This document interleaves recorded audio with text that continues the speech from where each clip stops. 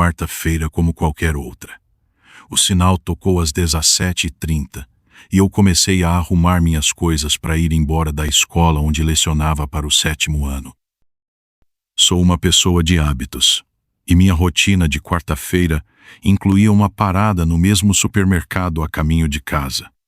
O mercado era pequeno, com um charme caseiro, apesar das luzes fracas e do piso um pouco gasto. Naquela quarta-feira específica, o estacionamento estava meio vazio, o que me pareceu perfeito para uma compra tranquila. Peguei uma cesta e fui direto para a seção de frutas e legumes, fazendo anotações mentais das ofertas da semana. Quando estendi a mão para pegar um maço de bananas, senti um arrepio na nuca. Olhei por cima do ombro e vi um homem parado na entrada do corredor. Ele não estava olhando diretamente para mim, mas sua postura estava voltada na minha direção. Tentei ignorar a sensação desconfortável e fui para a seção de pães, esperando colocar alguma distância entre nós. Disse a mim mesma que estava exagerando, que tinha lido muitos livros de suspense. Mas quando virei no próximo corredor, lá estava ele de novo, com um moletom cinza escuro e jeans, a cabeça ligeiramente baixa, como se tentasse não ser notado. Nossos olhos se encontraram brevemente, e eu forcei um sorriso antes de desviar o olhar rapidamente. Ele não sorriu de volta. A sensação de desconforto no meu estômago piorou. Ajustei minha pegada na cesta e continuei andando, tentando me convencer de que ele estava apenas fazendo compras. Quando cheguei à seção de laticínios, ele estava lá novamente, perto dos iogurtes, sem nem fingir que estava olhando os produtos. Peguei meu leite e fui direto para os caixas, decidindo que já tinha comprado o suficiente por uma noite. Enquanto esperava na fila, arrisquei olhar por cima do ombro. Ele estava perto das máquinas de autoatendimento, as mãos vazias. Não havia pegado nenhum item. Meu pulso acelerou. Paguei o mais rápido que pude, enfiei o recibo no bolso e praticamente corri para o estacionamento. O sol estava começando a se pôr, e enquanto me aproximava do meu carro, ouvi passos atrás de mim. Virei-me e o vi, agora caminhando casualmente na mesma direção. Destravei meu carro mais rápido do que nunca e entrei, trancando as portas imediatamente. Quando saí da vaga, ele estava parado a algumas fileiras de distância, as mãos nos bolsos, olhando fixamente para mim. Dirigi para a rua principal, as mãos agarrando o volante com força. Minha casa ficava a apenas 10 minutos de distância, mas o desconforto pesado não me deixava. Olhei pelo retrovisor e vi um sedã prateado saindo do estacionamento logo depois de mim. Ele manteve uma distância de alguns carros, mas à medida que eu entrava em ruas mais tranquilas, ele se aproximava. Quando cheguei ao meu bairro, ele estava apenas 2 carros atrás de mim. Virei na minha rua e imediatamente me arrependi. Minha casa ficava em um beco sem saída, o que significava que eu não poderia continuar dirigindo sem parecer que estava fugindo. Estacionei na minha garagem e desliguei o motor, observando o sedã prateado deslizar lentamente pela rua. Ele fez um retorno na frente da minha casa, mas não saiu do bairro. Em vez disso, estacionou no canto, quase fora de vista. A adrenalina inundou meu sistema. Peguei meu telefone e liguei para a polícia, explicando a situação. A atendente foi calma e profissional, o que ajudou a me acalmar. Fique dentro do seu carro ou entre em casa se for seguro, disse ela. Um policial está a caminho. Fiquei no carro, olhando pelo retrovisor para o sedã estacionado no canto. Alguns minutos depois, vi movimento. O motorista, o homem do mercado, saiu e ficou ao lado do carro, olhando na minha direção. Ele estava longe o suficiente para que eu não pudesse ver sua expressão, mas sua postura gritava desafio, como se soubesse que eu estava observando e não se importasse. Luzes vermelhas e azuis piscaram na rua e soltei um suspiro trêmulo, O homem rapidamente entrou no carro e acelerou antes que a polícia pudesse chegar à minha entrada.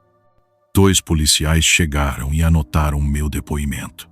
Eles asseguraram que patrulhariam a área e ficariam de olho no sedã prateado. É bom que você tenha ligado quando ligou, disse um deles. Às vezes essas coisas escalonam se não forem abordadas cedo. Naquela noite deixei a luz da varanda acesa e mantive meu telefone por perto. Não estava arriscando. A polícia nunca encontrou o homem ou o carro. Uma parte de mim se pergunta se ele estava apenas me provocando, um encrenqueiro entediado procurando uma reação. Mas outra parte de mim sabe melhor.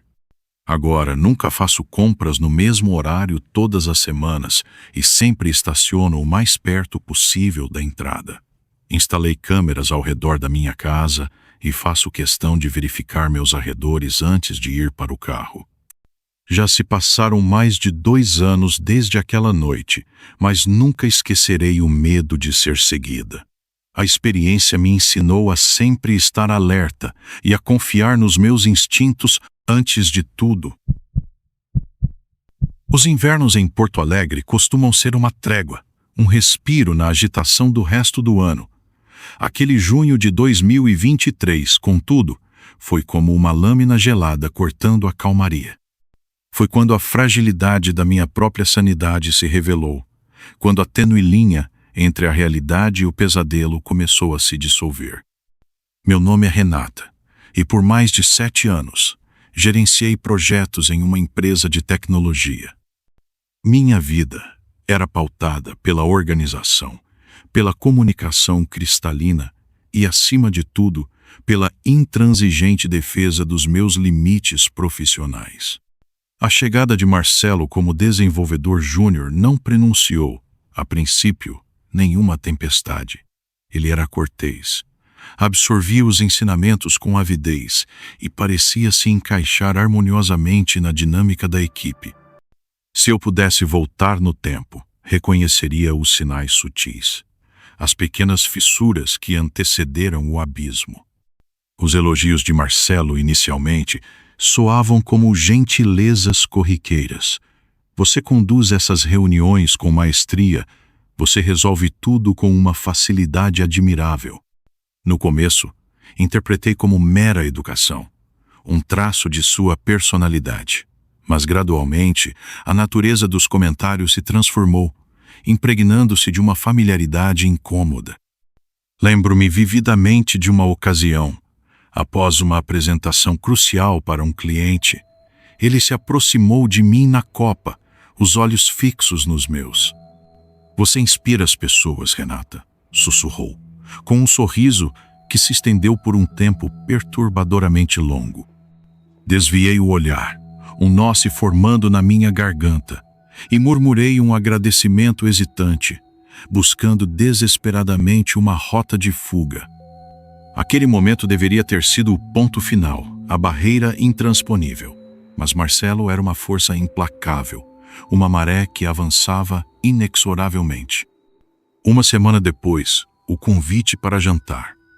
A recusa educada, a explicação protocolar de que vida pessoal e profissional não se misturavam. Eu entendo perfeitamente, ele respondeu, mas o tom carregava uma decepção quase palpável, como se uma parte obscura de si tivesse se revelado por um instante. Por alguns dias, uma falsa normalidade pairou sobre o ambiente. Então, os presentes começaram a chegar, pequenos fragmentos de uma obsessão crescente. Primeiro, uma caixa de chocolates finos, deixada sobre minha mesa com um cartão, para adoçar seu dia. Presumi ser um gesto anônimo de algum colega agradecido. No dia seguinte, um pequeno vaso de orquídeas delicadas, acompanhado de um bilhete. Sua beleza ilumina este lugar. A caligrafia era inconfundível, a mesma do cartão anterior. A ficha caiu como um bloco de gelo. Era Marcelo. A confrontação foi imediata, uma tentativa desesperada de estancar a hemorragia.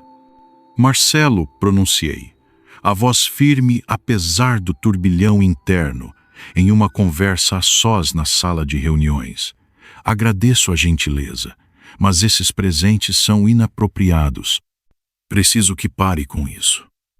Ele pareceu genuinamente perturbado, a cabeça baixa em sinal de concordância. Me desculpe, eu jamais quis incomodá-la. Por um breve e ilusório momento, acreditei ter contido a avalanche. Mas, na manhã seguinte, um único girassol solitário repousava sobre minha mesa, como uma acusação silenciosa, acompanhado de um cartão com uma frase que me gelou a espinha. Não consigo te esquecer. A partir daí, o medo começou a se infiltrar em meus sonhos, tingindo-os de tons sombrios e perturbadores. Marcelo surgia em meus pesadelos, ora como uma sombra espreitando nos cantos escuros do escritório, ora como uma figura ameaçadora que me perseguia em labirintos sem saída. Acordava sobressaltada, o coração martelando no peito, aterrorizada com a tênue fronteira entre o real e o imaginário. Reportei a situação para minha chefe, Ana. Ela foi compreensiva, mas me aconselhou a ter cautela, já que ainda não havia ocorrido assédio explícito, e ele sempre se mostrava ser cordial com todos da empresa. Documente tudo, orientou. Se a situação escalar, tomaremos as medidas cabíveis. E escalou. E escalou como uma doença que se alastra pelo corpo. Uma semana depois, a gaveta da minha mesa entreaberta, o envelope contendo uma foto minha da festa de confraternização da empresa. Um registro espontâneo, meu rosto iluminado por um sorriso enquanto conversava com alguns colegas. Em um canto da foto, a figura de Marcelo, os olhos fixos em mim com uma intensidade que me causou repulsa. O bilhete anexado, a sentença que me aprisionou em um ciclo de terror. Você não pertence a eles. Você me pertence. O pânico me paralisou. Cada interação, cada olhar no escritório se transformou em uma ameaça potencial. Ele estava me observando, me seguindo. A paranoia se instalou, corroendo minha sanidade. Uma noite, ao sair do trabalho, o estacionamento quase deserto, o eco dos meus passos reverberando nas paredes frias de concreto. Quando eu me aproximei do meu carro, vi uma figura macabra que me deixou horrorizada. Era Marcelo. A fuga apressada para dentro do carro, as portas trancadas num reflexo quase automático. O coração batia tão forte que eu podia senti-lo pulsando na garganta. Olhei pelo retrovisor e o vi, emergindo das sombras, como uma aparição grotesca. Marcelo acenava. Não era um aceno casual, era um gesto lento, quase teatral, acompanhado de um sorriso forçado que me revirou o estômago, uma onda de náusea subindo pela minha garganta. Pisei fundo no acelerador, as mãos tremendo tanto que mal consegui manter o controle do carro. Acelerei, fugindo daquele encontro aterrorizante, sentindo o olhar dele queimar nas minhas costas mesmo, depois de dobrar a esquina. A segurança do prédio foi acionada. Revisei as filmagens com eles, buscando qualquer vestígio de Marcelo. Mas, como se tivesse evaporado, ele não aparecia em nenhuma câmera. A explicação vaga do segurança, a promessa vazia de ficar de olho, soou como um eco distante em meio ao turbilhão de medo que me consumia. Mas o verdadeiro horror ainda estava por vir. Uma sexta-feira à noite, precisei ficar até mais tarde para finalizar um relatório urgente. O escritório estava em um silêncio sepulcral, cada ruído amplificado pela minha paranoia crescente. De repente, uma sombra se moveu no corredor periférico da minha visão. A respiração prendeu na garganta, o corpo inteiro em estado de alerta. Alguém aí? A voz saiu num sussurro trêmulo, quase inaudível. O silêncio ensurdecedor que se seguiu foi ainda mais assustador. Com o coração na boca, criei coragem e espiei pelo corredor. Vazio. Um alívio momentâneo, que logo se transformou em puro pavor ao voltar para minha mesa. Lá sobre o teclado, como uma sentença, um bilhete. Você não deveria estar aqui sozinha. O medo me paralisou. A ligação urgente para a segurança. A voz embargada pelo pânico. A espera agonizante até a chegada do guarda. A escolta tensa até o carro. cada passo um esforço sobre-humano. No dia seguinte, revi as filmagens com ele novamente. Dessa vez com mais atenção. E lá estava ele, Marcelo, entrando no escritório fora do horário, movendo-se sorrateiramente pelos corredores, vasculhando as mesas, parando por mais tempo na minha. A confirmação do pesadelo, aquela foi a gota d'água. Juntei todas as evidências, os bilhetes, as fotos, as filmagens e relatei tudo para Ana. A empresa suspendeu Marcelo imediatamente e iniciei um processo legal, buscando uma medida protetiva. Mesmo com a demissão, o medo não me abandonou. Era como uma sombra constante, grudada em mim. Cada vez que me aproximava do carro, olhava para os lados, checando cada canto escuro. Comecei a variar meus caminhos para casa, evitando rotas que antes me pareciam seguras. Verificava as trancas da porta repetidas vezes antes de dormir, como se isso pudesse realmente me proteger. A notícia de que Marcelo havia se mudado para o Rio de Janeiro não trouxe o alívio que eu esperava. Era como se ele ainda estivesse ali, me observando de longe. O trauma, a ferida invisível, permanecia aberta, latejando. A lição amarga sobre os perigos de ignorar os sinais, a compreensão de que o comportamento de Marcelo não era inofensivo, mas sim calculado, metódico, me assombrava. A certeza de que a luta pela minha segurança era uma batalha constante, interna e externa. A cautela, agora parte indelével de mim, a lembrança sombria de que os maiores perigos nem sempre vêm de estranhos, mas podem estar sentados a poucos metros de distância, compartilhando o mesmo espaço, o mesmo escritório. E, acima de tudo, a consciência dolorosa de que a sanidade pode ser uma fortaleza frágil, suscetível a invasões silenciosas e devastadoras. Sempre adorei compartilhar minha vida online. Como gerente de mídias sociais, isso era natural para mim. Fotos do meu gato, Napoleão, espreguiçando-se sob o sol da varanda do meu apartamento em Salvador, um passeio pela orla com o pôr do sol como pano de fundo, um clique casual da xícara de café pela manhã. Tudo parecia inofensivo até o verão de 2024. Foi nessa época que recebi uma mensagem direta aparentemente inocente. O perfil do usuário era genérico, uma foto de uma onda quebrando e o nome do usuário que não me recordo agora, mas era algo com ondas. Napoleão é lindo. Quantos anos ele tem? Dizia a mensagem. Achei que fosse apenas mais um comentário de alguém que gostava de gatos. 3, respondi, com um emoji sorridente. 3, que energia! Já vi vocês no Farol da Barra algumas vezes. Ele adora correr atrás das gaivotas, né? A menção ao Farol da Barra me fez parar. Eu não reconhecia o nome de usuário e não me lembrava de ter visto essa pessoa lá. Mas relevei. Eu postava fotos lá com frequência. Sim, ele adora, respondi, tentando encerrar o assunto. As mensagens continuaram nos dias seguintes. Aquele café novo que você postou ontem parece ótimo. Aceita pets na área externa. Eu não havia marcado a localização na foto. Como ele sabia onde eu estava? Meu estômago se apertou, mas eu tentei ignorar. Bloqueei o perfil imediatamente, mas não adiantou. Outro perfil com um nome diferente apareceu no dia seguinte. Vi você no parque hoje. Napoleão é ainda mais fofo pessoalmente. Essa mensagem fez meu coração disparar. Eu não havia postado nada naquele dia. Ele estava lá. Ele me observou. Bloqueei novamente. E mais uma vez, outra conta surgiu. Você deveria trancar melhor as suas janelas. Alguém pode simplesmente entrar. Naquela noite, senti o ar pesado, como se algo invisível estivesse pairando ao meu redor. O simples ato de checar o celular tinha se tornado aterrorizante, porque, a cada notificação, eu sabia que ele estava sempre um passo à frente. Um calafrio percorreu minha espinha. Eu morava no terceiro andar de um prédio antigo. A ideia de alguém me espionando tão de perto, invadindo minha privacidade, me deixou exposta e vulnerável.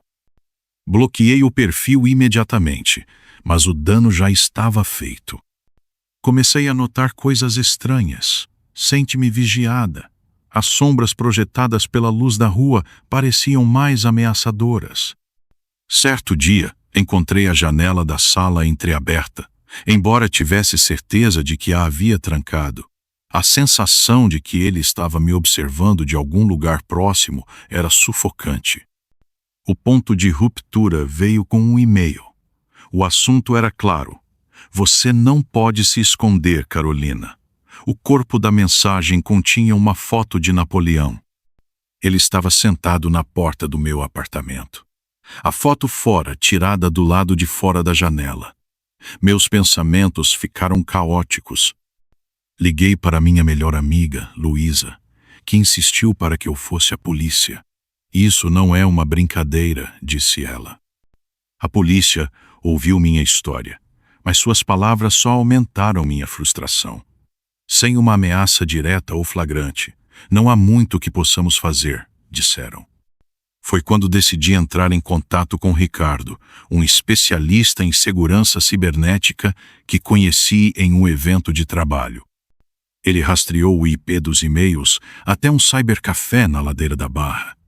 O endereço é local, confirmou. Ele também descobriu que o perfil usava fotos roubadas e era uma fachada. Quem quer que seja, está investindo muito tempo e esforço em te observar. Uma semana depois, recebi um pacote na porta de casa. Dentro havia uma coleira com o nome de Napoleão gravado e a frase "para sempre seu". Meus dedos tremiam enquanto seguravam a coleira. Eu senti o terror como algo físico, um peso esmagador no peito. Dormi na casa de Luísa naquela noite, mas não encontrei paz. Na manhã seguinte, Ricardo me ligou com uma nova descoberta. Ele criou outro perfil, disse. Ele me enviou prints das fotos. Eram assustadoramente parecidas com as minhas praias, cafés e até um gato semelhante ao Napoleão. Isso é mais do que obsessão. Ele está tentando se transformar em você, alertou. Meu coração afundou. Bloqueei o novo perfil e denunciei todas as contas associadas. Mas naquela noite, enquanto me preparava para dormir, algo aconteceu. Ouvi o som de passos no corredor do meu prédio. Eram leves, calculados. Eles pararam bem em frente à minha porta. Prendi a respiração e apaguei as luzes. O som do arrombamento nunca veio, mas o silêncio era ensurdecedor. Fiquei ali, agarrada ao Napoleão, até que os passos finalmente se afastaram. Poucos meses depois, mudei para um condomínio com portaria e segurança reforçada. Também mudei meus hábitos online, sem marcações de localização, sem fotos da minha casa, sem compartilhar onde estou em tempo real. Ainda assim, eu nunca me senti completamente segura. O medo visceral daquela invasão nunca me deixou. Às vezes, ainda acordo no meio da noite, convencida de que ele está lá, na escuridão, observando, esperando. E talvez ele esteja... Trabalho remotamente há anos, e a tranquilidade do meu lar sempre foi meu refúgio. Mas essa paz foi brutalmente interrompida em novembro de 2022, em Curitiba. A rotina de trabalho em casa me tornou hipersensível a qualquer ruído externo. A campainha, antes um sinal de entregas ou visitas, transformou-se em um prenúncio de terror. Naquela tarde fria e úmida, típica da capital paranaense, eu estava profundamente concentrada em um projeto complexo. O silêncio da casa era absoluto, interrompido apenas pelo som distante da chuva fina contra as janelas.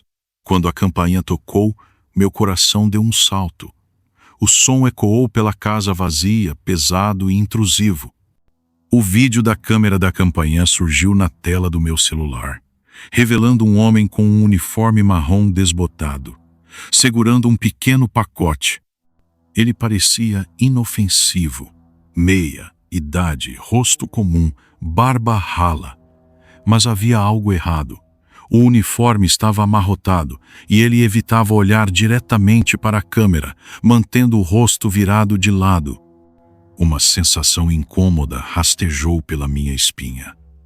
Abri a porta, mas mantive a corrente de segurança no lugar. "Posso ajudar?" perguntei, tentando esconder meu nervosismo.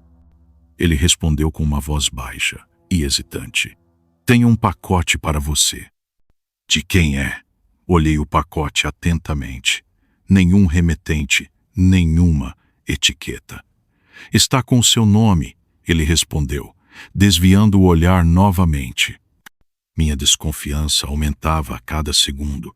Pedi para ver algum comprovante de entrega. Ele não respondeu, apenas enfiou o pacote pela fresta da porta e se afastou sem dizer mais nada. Observei enquanto ele caminhava pela rua. Não havia van, bicicleta ou qualquer coisa que indicasse um entregador legítimo. O pacote estava vazio. Apenas uma caixa de papelão comum, sem marcas ou conteúdo. Confusa, revisei as imagens da câmera.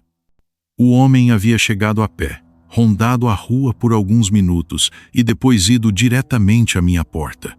A situação era estranha, mas sem provas concretas de ameaça, deixei passar. Dias depois, perto da meia-noite, a campainha tocou novamente. O mesmo homem. Dessa vez, sem pacote algum. Ele se movia de um lado para o outro, olhando para os lados, como se estivesse procurando algo. Recusei-me a abrir a porta. Pelo interfone, perguntei o que ele queria. Sua resposta foi um murmúrio ininteligível. Então ele olhou diretamente para uma das janelas da casa. Um arrepio gelado percorreu meu corpo. Gritei pelo interfone, ordenando que saísse da minha propriedade. Ele levantou as mãos em um gesto de rendição, mas o sorriso irônico em seu rosto fez meu estômago se revirar. Ele se afastou lentamente, desaparecendo na escuridão. Uma semana depois, acordei com um alerta da câmera da campainha. Era quase 1 da manhã. O mesmo homem estava agachado na minha porta, uma lanterna em uma mão e ferramentas de arrombamento na outra. Ele trabalhava rápido, mas com uma calma desconcertante, olhando para os lados a cada segundo. Liguei para a polícia, sussurrando para a atendente enquanto assistia a cena pela câmera, incapaz de desviar o olhar. Meu coração martelava no peito, cada segundo parecia uma eternidade. Então, finalmente, ouvi o som das sirenes. O homem parou abruptamente, como se tivesse sentido o perigo, e fugiu antes que a viatura chegasse. A polícia revistou a área, mas não o encontrou. Eles prometeram reforçar o patrulhamento e recomendaram que eu instalasse mais equipamentos de segurança. Ainda assim, a paranoia já havia se instalado. Passei a verificar as câmeras obsessivamente. Cada alerta me fazia reviver aquela cena. Eu me sentia prisioneira na minha própria casa. Uma noite, por volta das 11, recebi outro alerta. Não era apenas movimento. Era uma transmissão ao vivo. Alguém estava parado na minha varanda. Meu estômago se contraiu. Peguei o celular e vi a imagem. Uma figura com boné abaixado, escondendo o rosto. Ele não carregava nada, apenas estava ali, imóvel, como se esperasse algo. Hesitei entre falar pela câmera ou permanecer em silêncio. Mas antes que eu tomasse uma decisão, ele se inclinou para a porta, colocando as mãos em volta dos olhos para tentar enxergar dentro de casa. Meu coração disparou. Quando finalmente me preparei para confrontá-lo, ele se virou subitamente e correu para o lado da minha casa, desaparecendo no quintal. Chamei a polícia novamente, tentando controlar a voz trêmula. Verifiquei a câmera do quintal, mas não havia ninguém. A imagem de alguém espreitando lá fora me deixou gelada. Quando a polícia chegou, iluminaram a área, mas não encontraram nada.